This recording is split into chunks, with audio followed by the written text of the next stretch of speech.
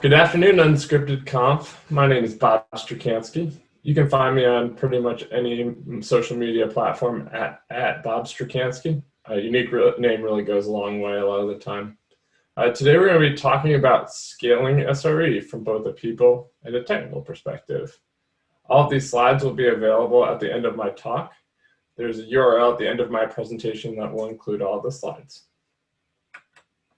So first, let me give a little background about myself. I graduated from Clemson University about a decade ago. Go Tigers.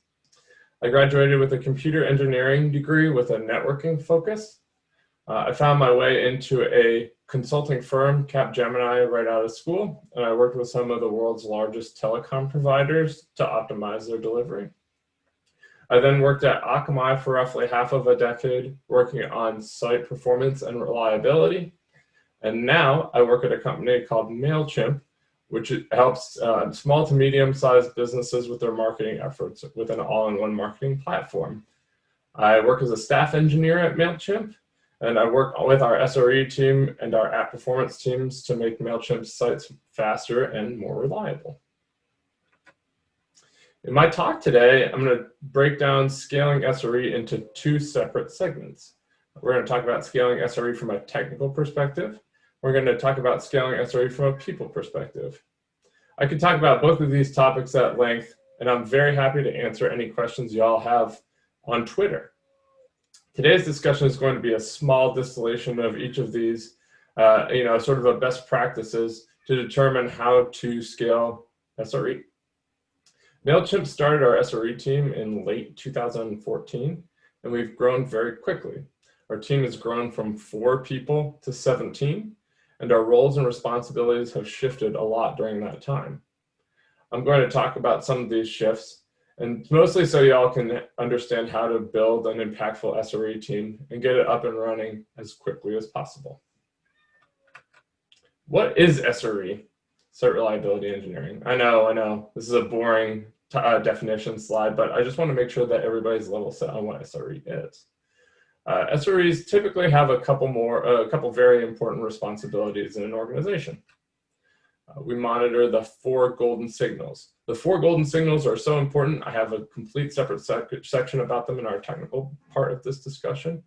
The 4 golden signals really help us to determine how reliable a website is. Determining change management procedures. Determining a proper methodology for change management is very important with site reliability engineering.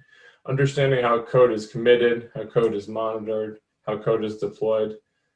These are all important things for helping to make a site more reliable. The next one is working through incidents.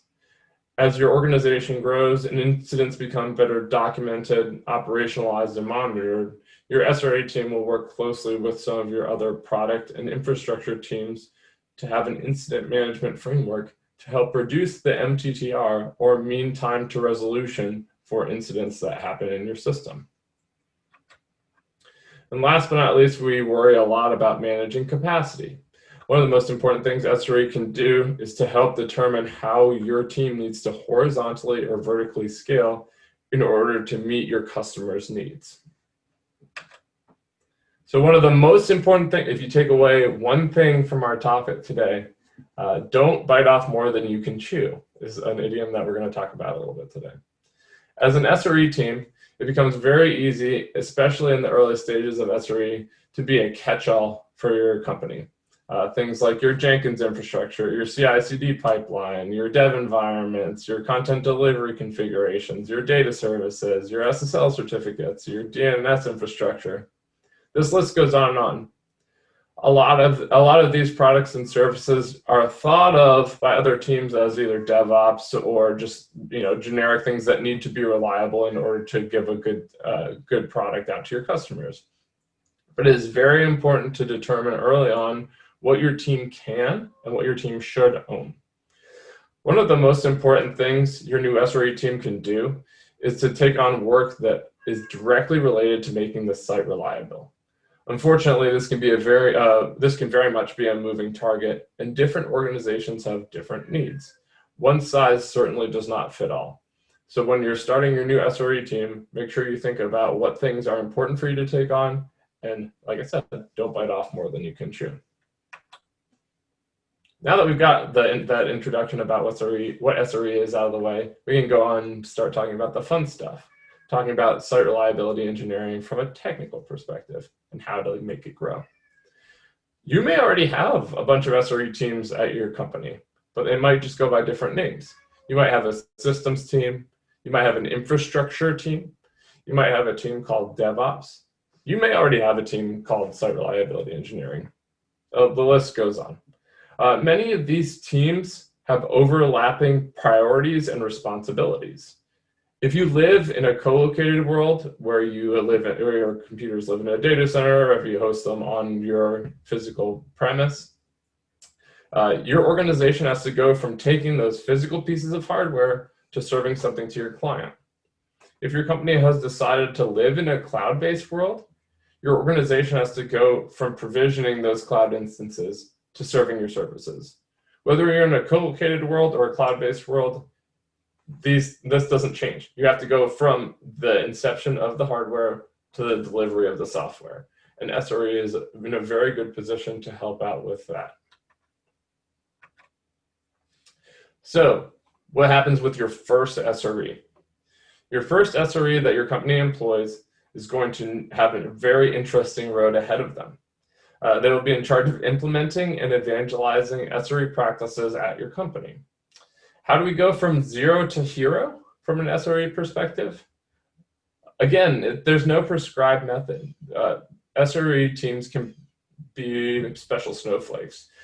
We have a lot of tools that are available to help SRE to evangelize some of these processes to the rest of your product and infrastructure teams.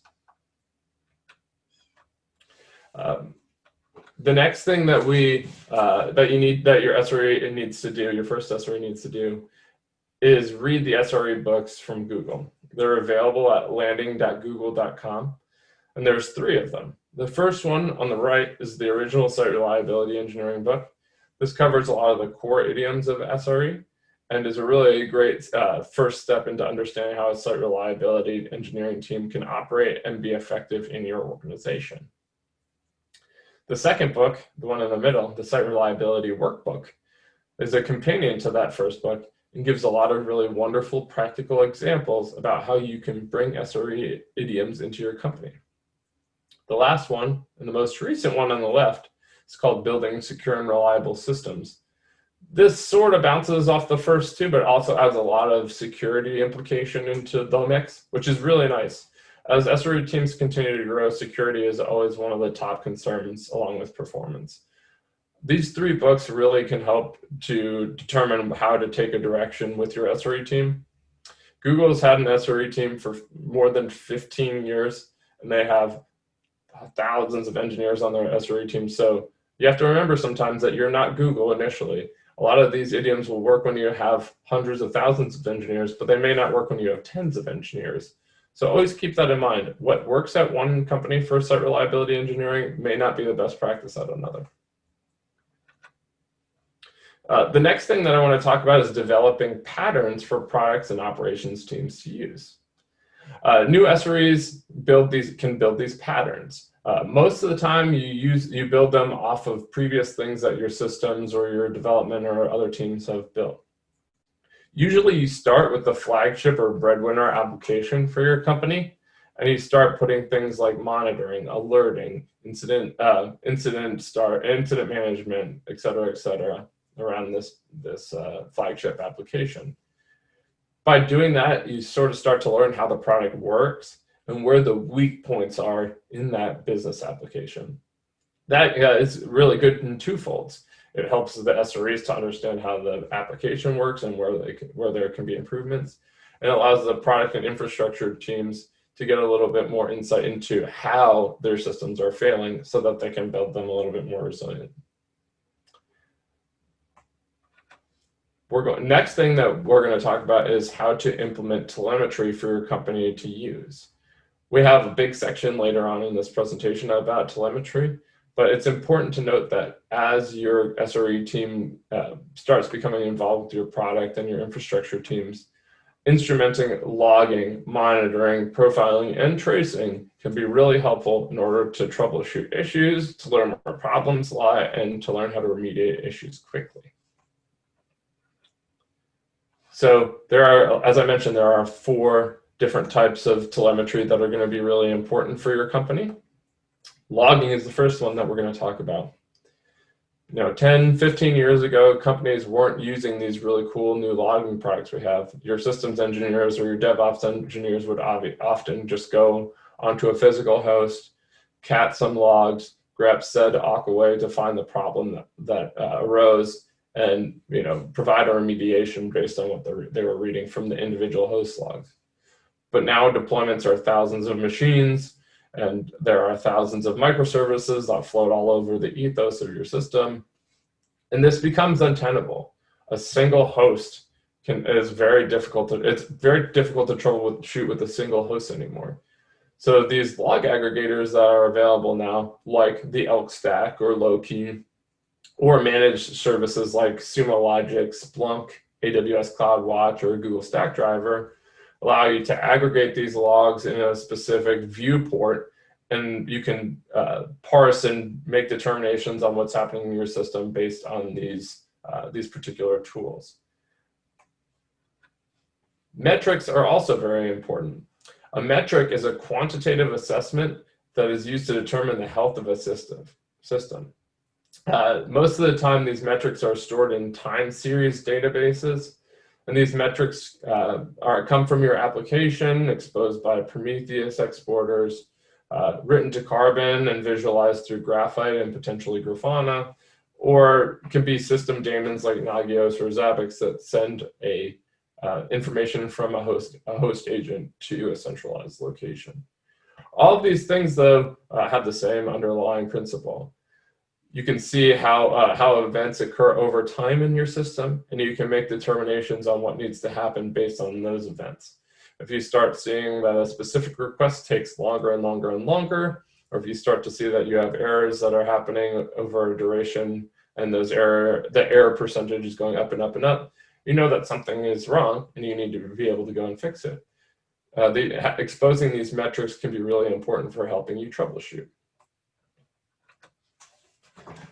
One of the next idioms that we use a lot of the time is profiling.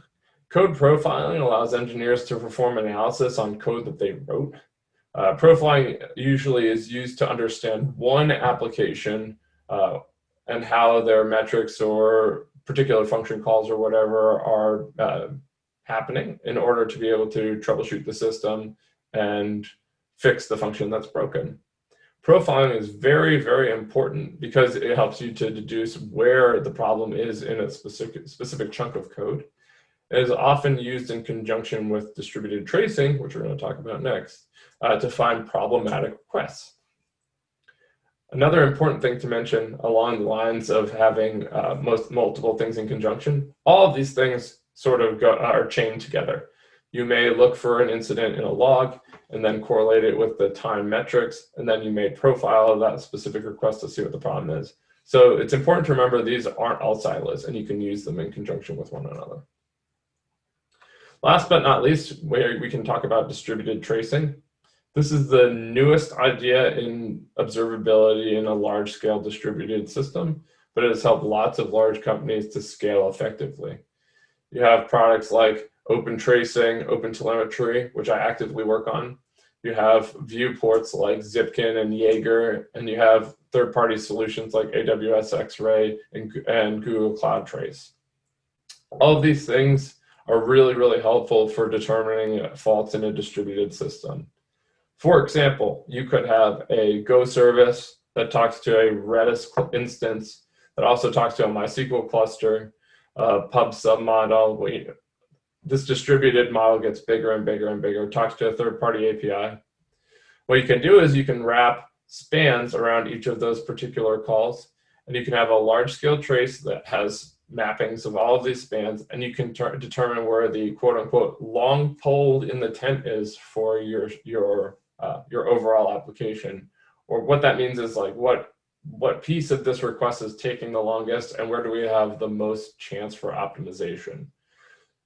Application performance and reliability often go hand in hand, and being able to use distributed tracing quickly and effectively can help you to troubleshoot a large-scale system very quickly.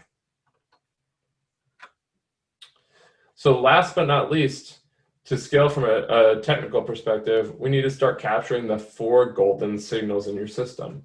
Remember those Sre books that I talked about? The first one talks about the 4 golden signals in depth. So if you're curious about getting a big introduction to them, it's there. But we're going to talk about them each very quickly here. So the first thing that you need to watch is for latency. Latency determines how long a request takes within a given system. Latency is very important because if your request takes 50 milliseconds normally, and then it starts taking 200 milliseconds or 500 milliseconds or a second, it's normally one of 2 things. That either means that you have just a huge new load of traffic on your system, maybe from a DDoS attack, maybe from new organic growth, maybe somebody posted about a new feature on Twitter, and you're getting a lot of new visits to your company's website that you normally wouldn't.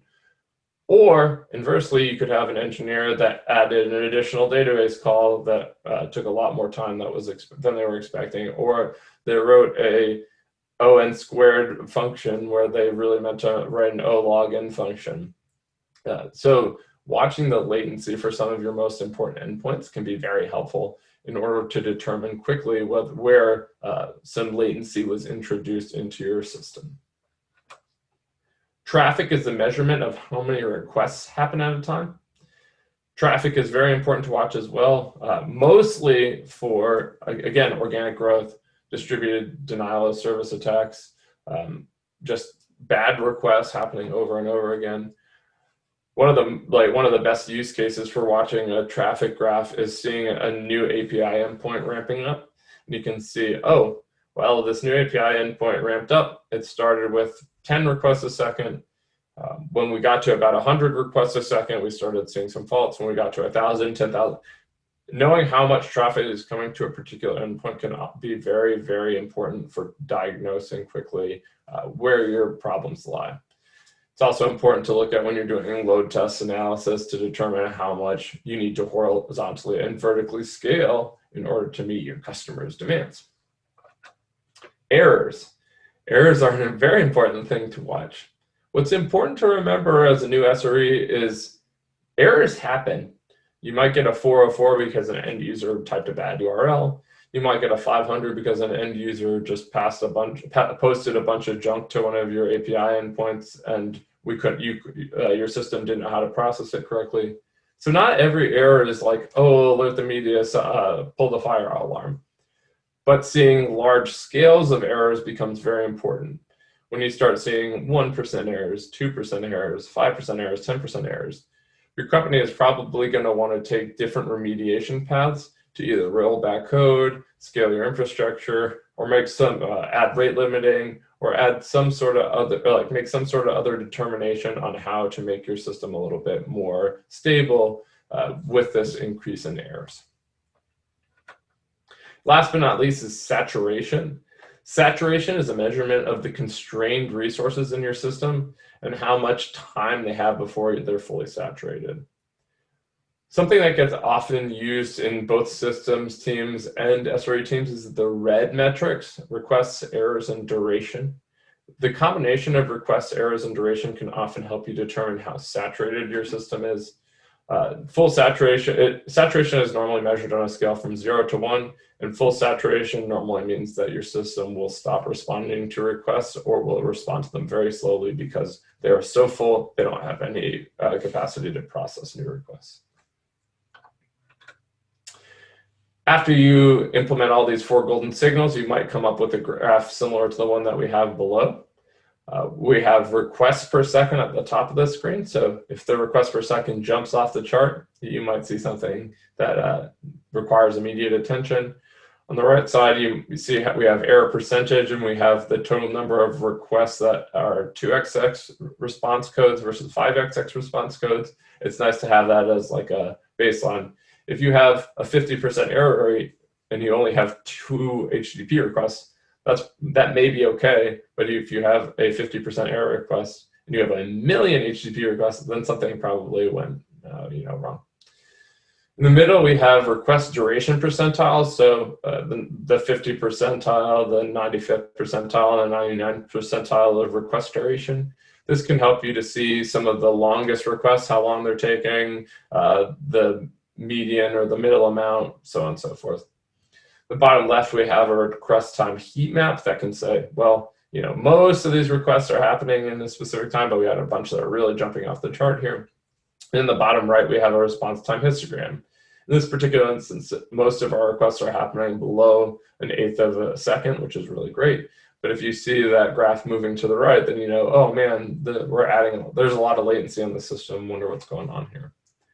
So all of these metrics that we talked about earlier can be sort of summed up in a really quick viewport like this, so that you can quickly and easily determine if your system's having a problem.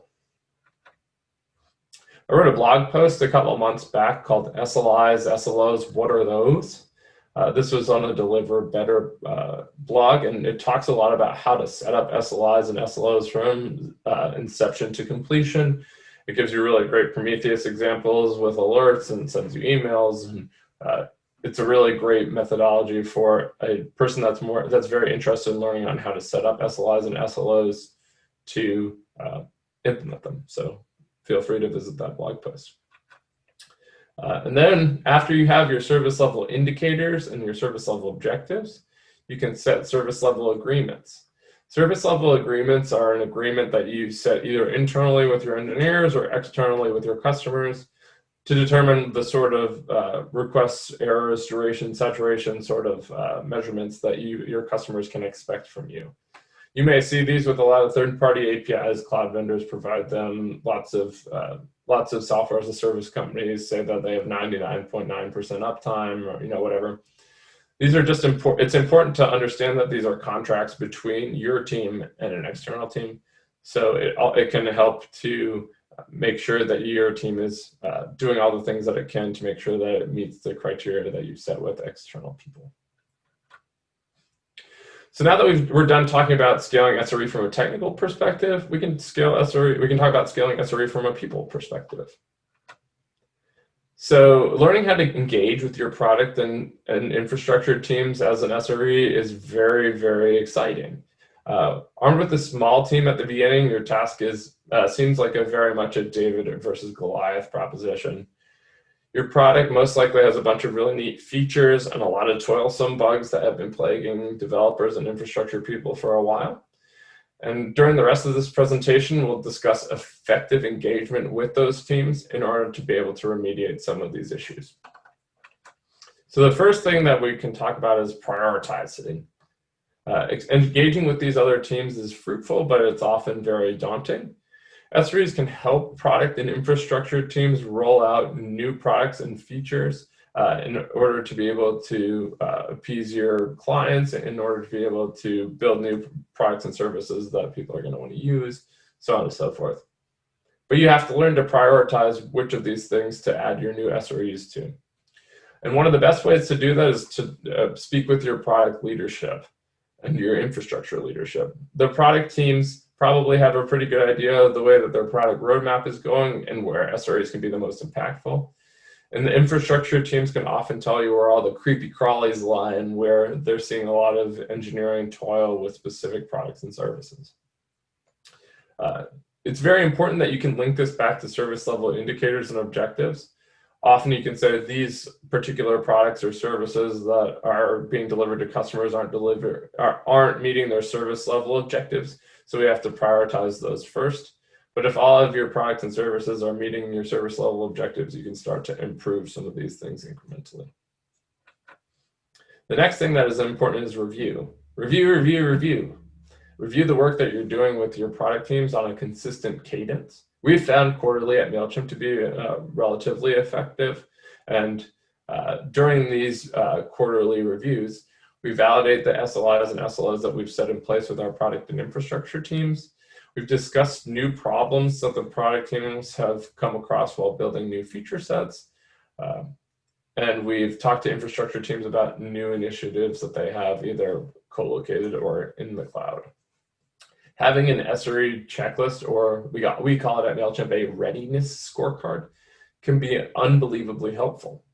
Things that you might want to include in the scorecard are knowledge of the system, make sure that things are documented in the system, all the knowledge that needs to be shared across teams. Make sure that all of your operational tasks are documented so you can have either automatic or semi-automatic or manual processes done very quickly. Make sure your observability is in place. Make sure all of your external dependencies are noted. Make sure you implement improvements on procedure where necessary. Add automation wherever possible. Make sure that the software development lifecycle has all of the necessary things to keep your product team engaged, and make sure that you set up your service level indicators, objectives, and agreements. That's a ringing theme in this whole presentation, and it's a ringing theme for SRE. One of the most difficult things about being an SRE is learning when to engage and disengage with your product teams.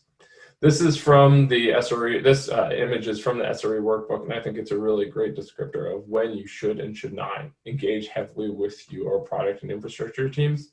As I've mentioned a couple of times before, this is very different from company to company. If you have a company with 3 people, this engagement model just goes out the window. But if you have a company with enough engineers to be able to have a relatively stable product, it's important for SREs to engage in the architecture and design phase and the release phase very heavily. And then during active development by the product engineers and deprecation, SRE might not need to be as involved. Coming up with a methodology for things like this is very important because it allows you to actively work on things that need SRE engagement. If you're on one of the lulls in this graph, you can work on some of the background tasks that you have or some of the larger scale improvements that you can make for your organization. Change. Change is very important. SREs should be really big stewards of change. And change management is a key part of having your SRE team lead. Being able to organize large-scale change within your company becomes more and more critical as your company continues to grow. New products and feature sets are added at a much more rapid pace. The velocity of your company increases very quickly. And having your SRE team engaged with this change management process also is twofold. One, it allows SREs to understand new processes and new products and features that are coming from both the product and the infrastructure teams. And it allows the other teams to coordinate with SREs to make sure that you're evangelizing all these new changes. This is a really great engagement model. And next, we're going to talk about growth. SRE can be very impactful with horizontal and vertical scaling in your company. You can often work with your infrastructure teams to say, hey, we are not meeting the service level indicators and objectives for this particular service because it doesn't have enough CPU, or it doesn't have enough memory, or it doesn't have enough bandwidth, or it doesn't have enough disk I/O. So being able to have these data points available allows you to help to know when you need to grow horizontally or with more machines, or bigger with faster machines. And it's very important to be able to just be able to pick out of the hat by using, say, the Prometheus node export. You can say, oh, this host has been 50% memory utilized for the last 6 months. It'll be fine for a while. Or, oh, this host has been pegged at 100% CPU capability for the last 3 years. It's going to die soon, so on and so forth. It's important to work with other teams in the company to talk about these changes and determine how to do it safely and effectively. So the next thing we're going to talk about is reacting to incidents, not the JavaScript framework. Because SRE has such a good viewpoint in both operational and product bits of your company, we become very important in reacting to new incidents that come up. Using service level indicators and objectives can be helpful to determine when it's important to open an incident. And this has become, having SREs deal with incidents has become such an important part of MailChimp. And SRE is paged every time a high priority incident comes up at MailChimp. This sounds very stressful at the beginning, but we found it to be very helpful because not only is SRE able to help mitigate some of the problems that are introduced by code or by infrastructure changes, it also helps to learn when we need to scale. It learns where we need to put our priority, and it helps us to learn where we need to continue to move to help make your product grow. Having SREs involved with production incidents becomes more and more important as your organization continues to scale. So as I mentioned earlier in my talk, all of my slides from today are available using this QR code or at bobstrecansky.com/unscriptedconf. Thank you for your time and attention today. Please feel free to post any questions that you have to Twitter. Thanks again.